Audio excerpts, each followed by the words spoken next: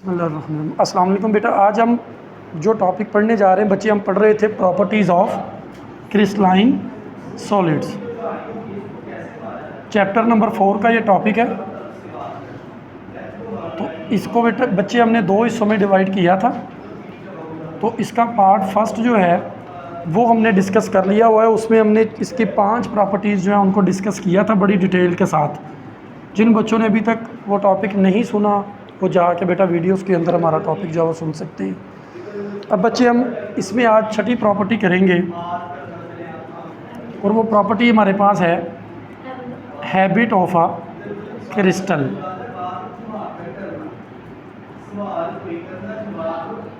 Habit का मतलब होता है बेटा आदत। हम सबको पता है कि यहाँ पर जो हैबिट है इसका मतलब बेटा आदत है, जैसे हमारी हैबिट्स हैं। लेकिन जो क्रिस्टल्स की आदत है उसका ये मतलब नहीं कि क्रिस्टल की कुछ हमारी तरह, क्योंकि क्रिस्टल्स तो जानदार नहीं है, मूव नहीं करते, तो उनकी आदत है, उसकी हम आदत नहीं लेते। उसके बारे में हम लेते हैं द शेप। उसकी शेप की यहाँ पर बात करते हैं। The shape in which crystal is usually grows. वो शेप जिसमें आमतौर पर जो क्रिस्टल है ये ग्रो करता है। क्रिस्टल क्या करता है? क्रिस्टल क्या करता है? ग्रो करता है। क्रिस्टल उस शेप का बनता है, उसको हैबिट ऑफ क्रिस्टल कहते हैं। मैंने आपको बताया था कि टोटल बेटा सॉलिड्स की 7 टाइप्स हैं। कितनी? 7। ये हम 7 क्यूबिक सिस्टम पढ़ेंगे। इसके बाद हम वही पढ़ेंगे, इससे अगला टॉपिक हमारा जो है वो वही होगा। तो बच्चे 7 क्रिस्टल सिस्टम हम पढ़ेंगे। तो क्रिस्टल 7 तरह के होते हैं। अब आप क्रिस्टल की कोई भी शेप लेंगे, उन्हीं 7 क्रिस्टल में से किसी ना किसी शेप में से वो पाया जाएगा। लेकिन यहाँ पर जो हम बात कर रहे हैं कि वो जिस शेप के अंदर पाया जाता है वही उसकी हैबिट है। जैसे यहाँ पर अगर मैं एग्जांपल दूँ कि NaCl जो सफ़ेद नमक जो हम घरों में यूज़ करते हैं आम तौर पर, ये NaCl ये क्यूबिक फॉर्म में होता है। किस शक्ल में पाया जाता है? क्यूबिक में।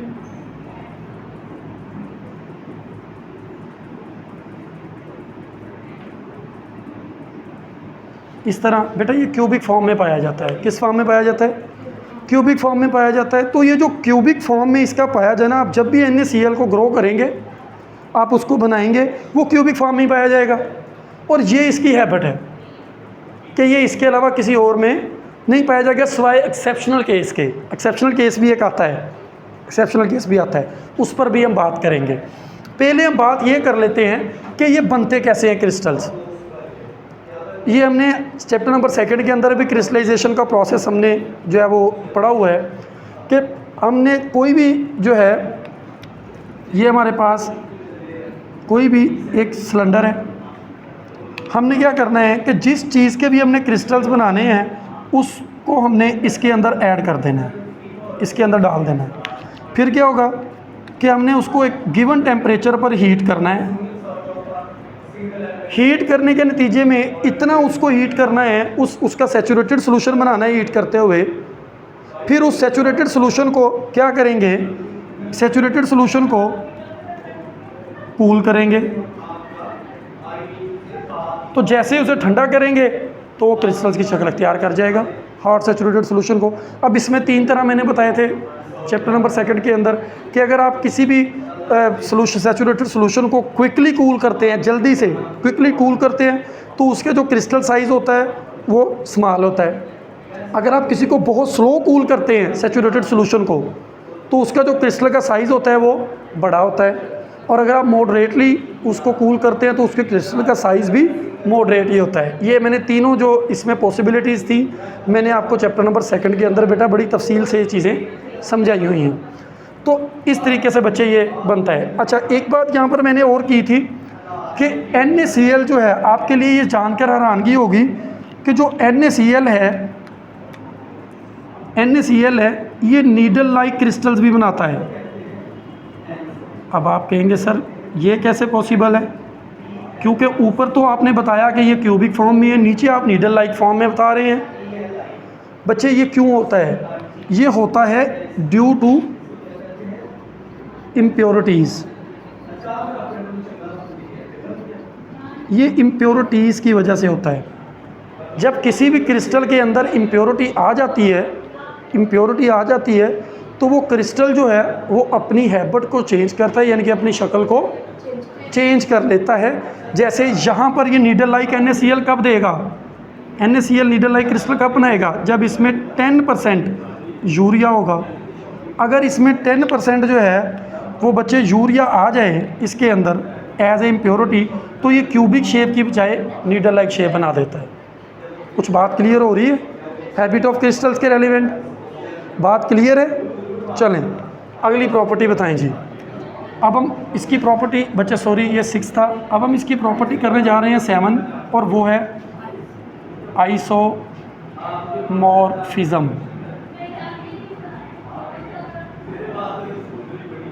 आइसोमॉर्फिज्म ये 2 लफ्ज़ों से मिलके बना है बच्चे, 2 वर्ड्स, आइसो और मॉर्फिज्म नहीं, मॉर्फ, 2 लफ्ज़ों से।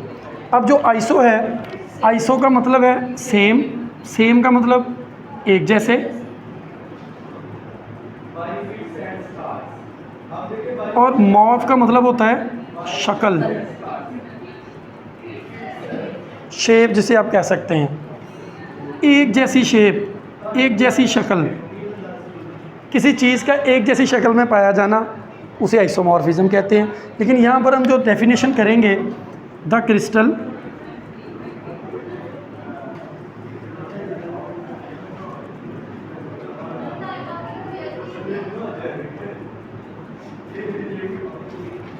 इसको ऐसे कर लें बेटा, ज़रा थोड़ा इजी हो जाएगा।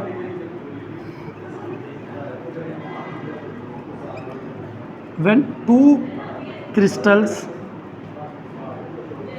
are exist in same crystalline forms, it is called isomorphism. कि जब 2 क्रिस्टल जो हैं वो एक ही तरह की शक्ल के अंदर पाए जाएं, एक ही तरह की शेप के अंदर पाए जाएं, एक ही तरह की शक्ल के अंदर पाए जाएं। जैसे मिसाल के तौर पर देखें ना,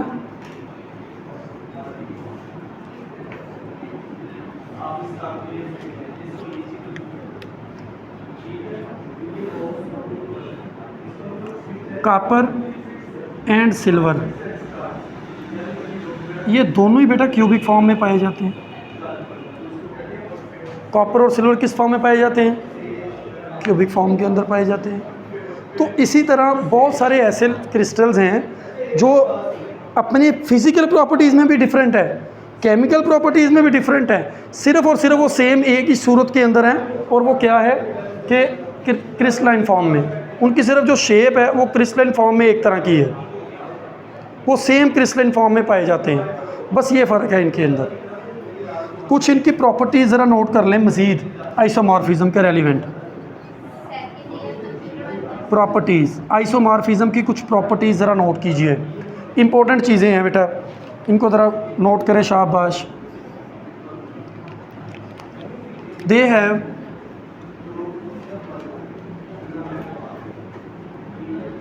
सेम, they have different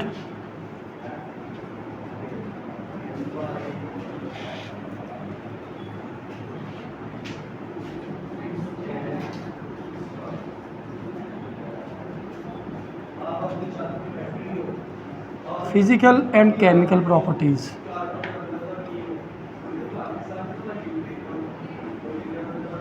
इनकी फिज़िकल और केमिकल प्रॉपर्टीज़ जो हैं वो डिफरेंट होती हैं, क्योंकि ये 2 क्रिस्टल्स हैं ना बेटा, तो एक ही फॉर्म के अंदर पाए जा रहे हैं, एक ही फॉर्म के अंदर पाए जा रहे हैं। जब 2 क्रिस्टल जो हैं, लेकिन वो दोनों जो क्रिस्टल्स हैं, जैसे मैंने कॉपर और सिल्वर की एग्जांपल दी, अब बेटा इन दोनों की फिज़िकल प्रॉपर्टीज़ भी डिफरेंट है, केमिकल प्रॉपर्टीज़ भी डिफरेंट है, सिर्फ इनकी एक ही चीज़ कॉमन है, और मेरा बेटा वो है क्रिस्टलाइन फॉर्म। और वो है क्रिस्टलाइन फॉर्म। दूसरी ज़रा नोट कीजिए,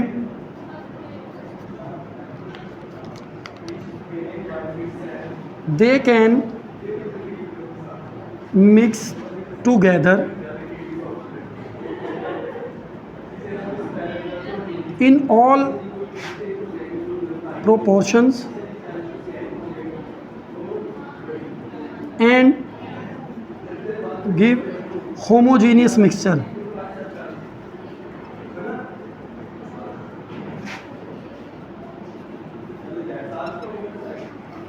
ये आपस में, जैसे ये कॉपर और सिल्वर है, अगर इनकी क्रिस्टलाइन फॉर्म सेम है तो बच्चे ये मिक्स भी हो सकते हैं हर प्रोपोर्शंस के लिहाज से, और ये होमोजीनियस मिक्सचर भी दे सकते हैं।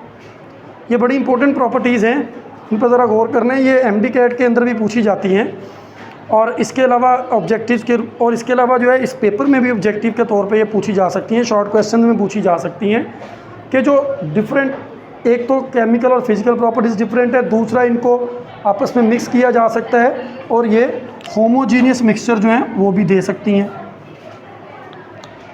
अच्छा जी, लास्ट है